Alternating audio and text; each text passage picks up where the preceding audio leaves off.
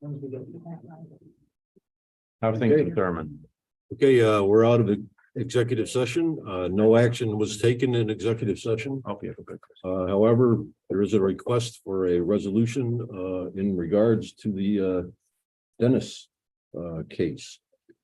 And Mr. Chairman, I'll make that motion with the help of the county attorney, because I'm a little confused in terms of how to specifically structure that motion. resolution introduced by Supervisor Wild. And the resolution would be to authorize and approve the county attorney to engage in negotiations and any mediation sessions with counsel for the insurance carrier, which is New York Municipal Insurance Reciprocal, regarding settlement of the Frank S. Denny's, DENES, versus County of Warren federal lawsuit, to pursue and address any potential settlement agreement, and that the negotiations may include any amount of the county's deductible up to the full insurance deductible of $50,000. And that further, the resolution will authorize the chairman of the Board of Supervisors to execute any future settlement documents on behalf of the county in a form approved by the county attorney, and for the county to issue payment up to the $50,000 insurance deductible, but not to exceed $50,000. Mr. Chairman, I'd like to reaffirm Okay, my inability to make that motion like that. I do support it. do we have a second? Seconded by Supervisor Runyon. Any discussion? I'll call the question. All in favor? Aye. Opposed? Carried. Okay, we'll move on to And I apologize, and just to confirm that there was no vote or formal action taken during the executive session. thank you. Move on to pending items. The first one is the Warren County Workplace Violence Policy to be reviewed for additional updates. I don't believe there's been any progress on that issue. There has not. Number two is a committee to develop guidelines for department heads to use when dismissing an employee. I don't believe there's anything on that. However, number three, I do believe we did accomplish that. That item, our administrator provided a guideline for hiring a department head or. So I think we can take number three off. Number four is a review of the remote work policy established by Resolution 96 of 2021. We received some feedback from county department heads. But I don't think that we've updated the policy. Yep. Number five is the letters of interest submitted by I believe there's 5 interested candidates to be members of the Warren County Ethics Board. And they were distributed to the committee, I believe on November 22nd. And so you've had time to look them over and read them, and I think we should take action. I think we should appoint them all. They all look like very worthy, qualified individuals. You know, so I think we make 2 alternates and fill the 3 vacancies. That's my opinion. That would be 3 seated and 2 alternates. Right.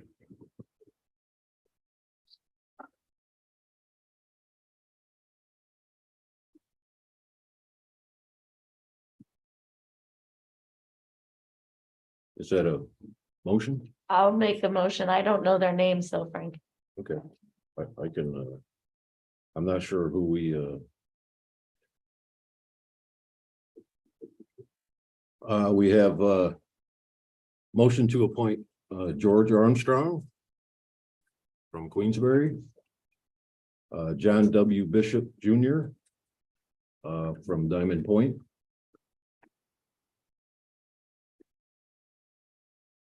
James T. McEnany Jr. from Lake George.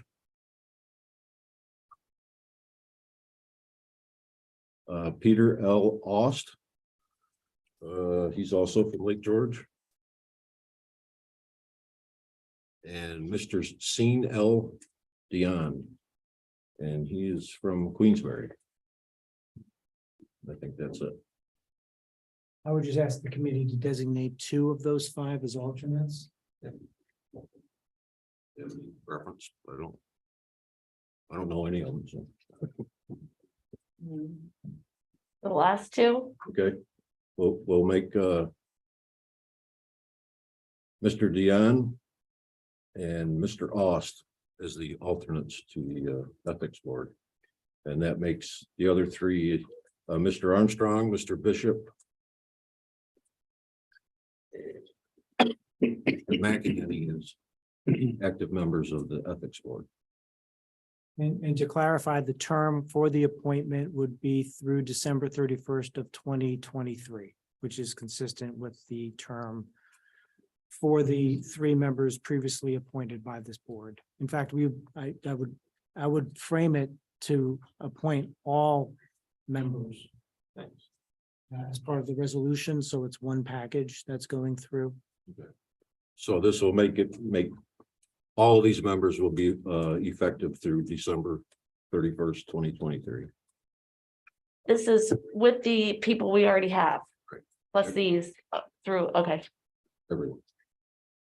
We have a second. Seconded by Supervisor Runyon. Any discussion? Okay, I'll call the question. All in favor? Aye. Opposed? Hallelujah.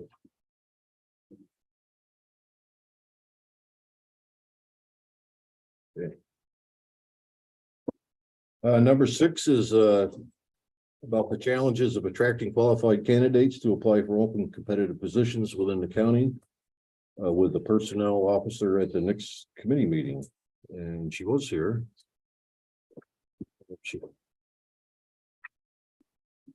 Chairman, Yes. well, while we're waiting for her, just on number 4, which I think kind of goes with this, attracting candidates.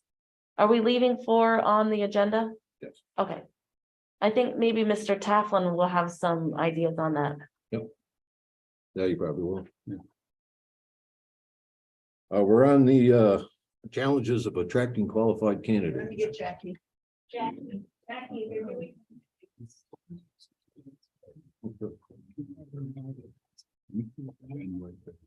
Yeah, one. We got it. He has a personal line. Okay. Good. Okay, I'm gonna keep this real short because I know you've had a long meeting and have another one ahead of you. Supervisor Conover and I have been talking at some length and with a lot of others of you about the status of where we are with competitive employees and their status relating to their provisional appointments and testing, et cetera. So I'm just going to give you a real quick summary of where we are. And what I told Supervisor Thomas is that where we are right now, if we talk again in 4 to 6 months, I think we'll be in a very different place.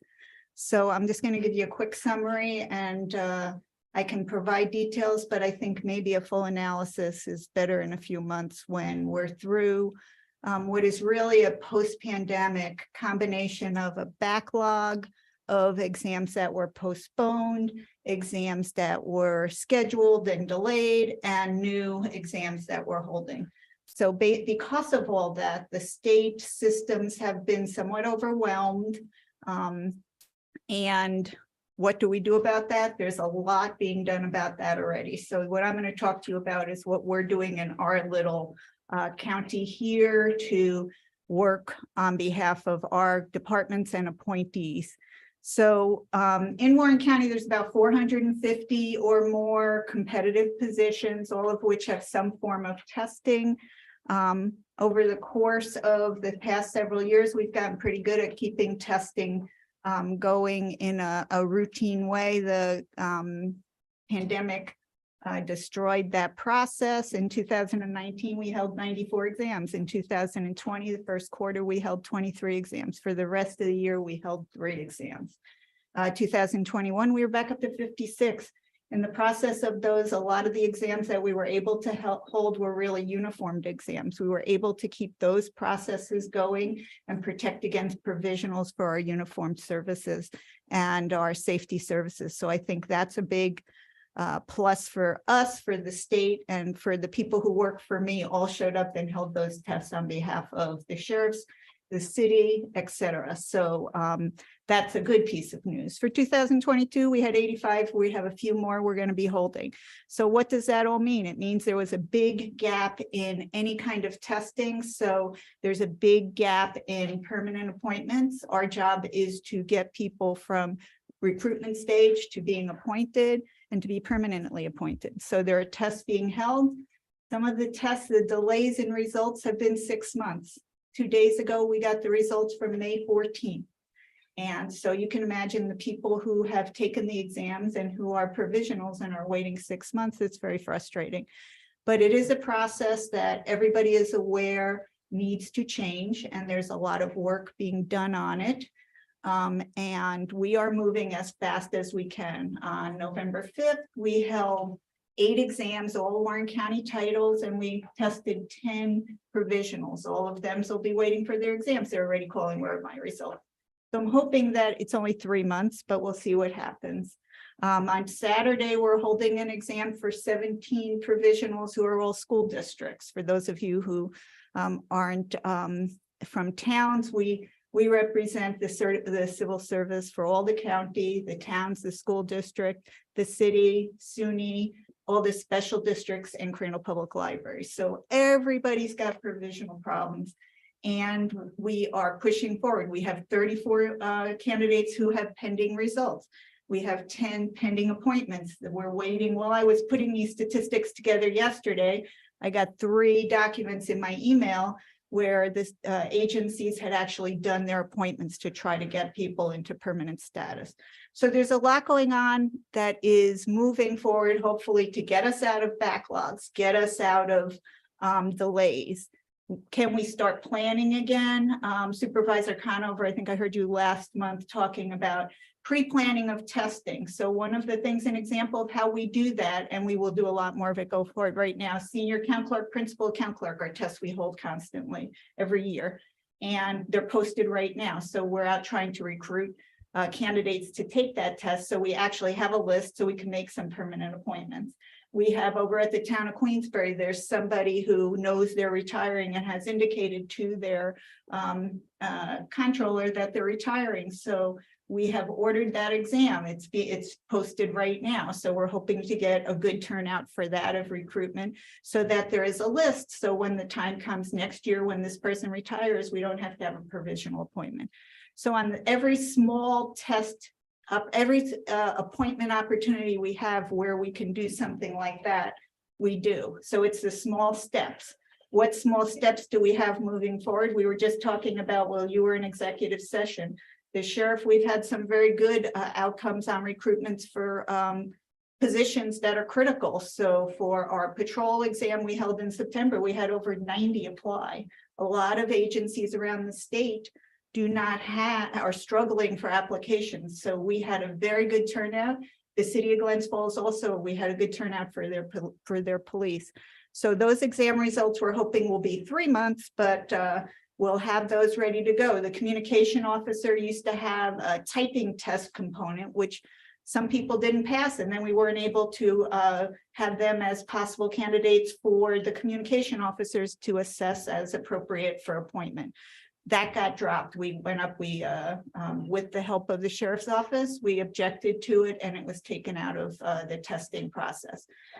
We've done things for caseworkers. We've gone through how to get, we had 10 provisionals. They went through, they were having caseworker appointment issues, and all of those have been appointed in the past month. So it's really a step-by-step process at this point. And there are lots of problems in the issue. There's issues of systemic matters as to programs at the state level.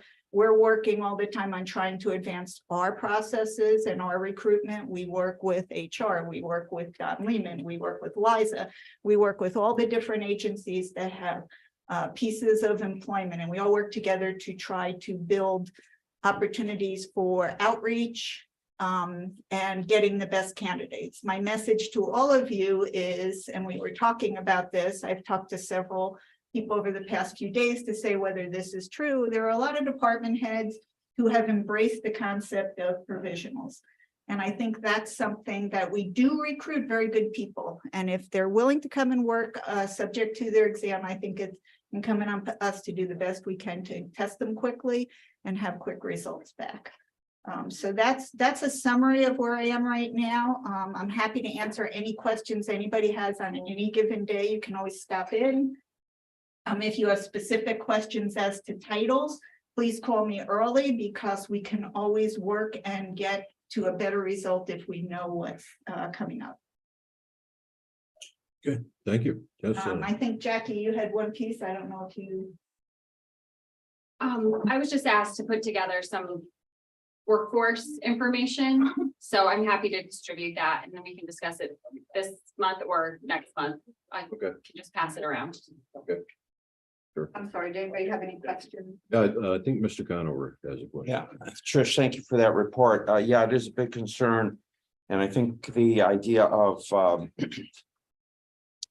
well publicizing the tests, I think you've done a great job really trying to get the word out on these tests to try to get as many people as possible. I just have a question. I know some years back we had a problem where when we didn't have anywhere near as many provisional appointments because we had lists where we actually as part of the employing a provisional had a form that they actually had to read and sign to say that they understood that this was a provisional appointment and that it was a tested competitive position and that the decision would be made in a certain way, the top three and so on and so forth. I assume we continue to do In that. Warren County, Yeah. every provisional appointee signs a form similar to your description.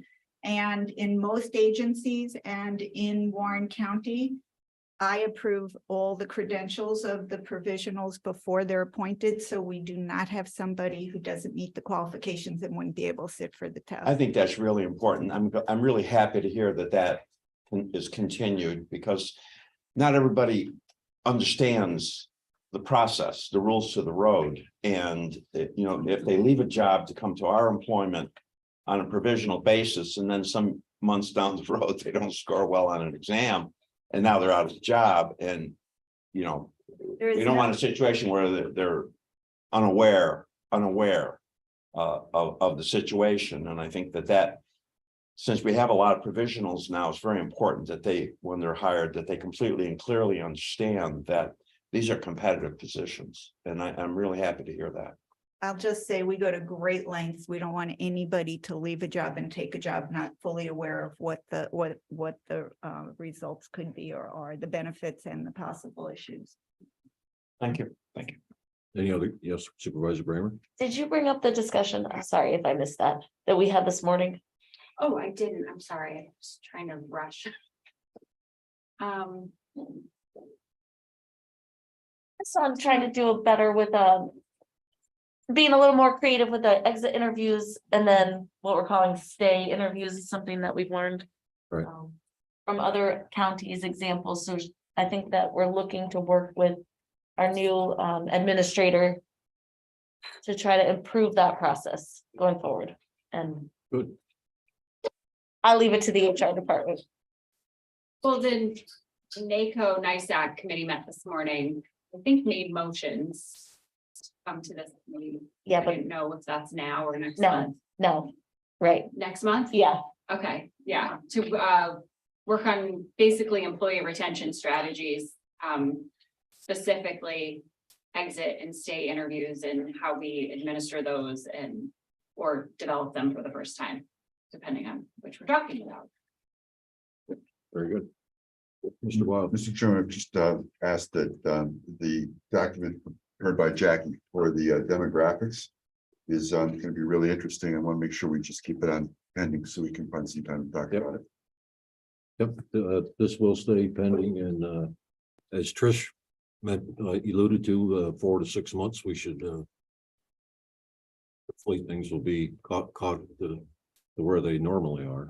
And we'll see what happens. Thank you, Trish. You do a great job. Number 7, or any other discussion about civil service and testing? Number 7 is a joint meeting of the personnel and I believe the finance committee. That meeting hasn't been scheduled. I do intend to schedule one between now and Christmas, so. Be looking for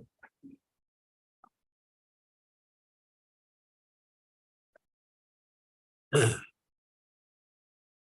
Section 5, on the second page, this is positions authorized for filling by the standing committee since last meeting. I think the vast majority of these are through the budget process. With that, privilege of the floor. Have any comments or suggestions? Motion to adjourn.